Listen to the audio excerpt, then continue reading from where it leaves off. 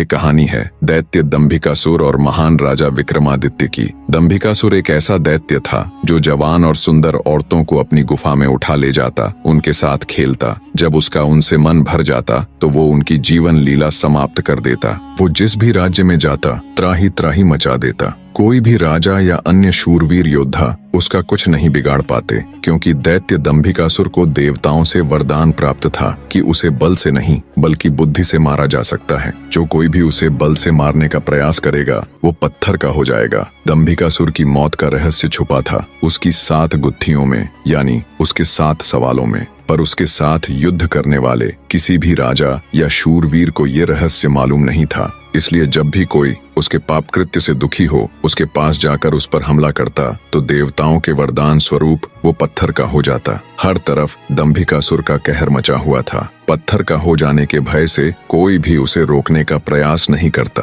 पर कहते हैं ना, जब पाप का घड़ा भर जाता है तो उसके भी फूटने का समय आ ही जाता है। हर जगह अपनी मनमानी कर एक दिन दैत्य दंभिकासुर ने उज्जैन नगरी की तरफ रुख किया। उज्जैन नगरी के ऊपर उस समय महान राजा विक्रमादित्य का शासन था। महाराज विक्रमादित्य न केवल बलशाली थे बल्कि वे बहुत बुद्धिमान भी थे। उन्हें हर प्रकार के कौशल में महारत हासिल थी।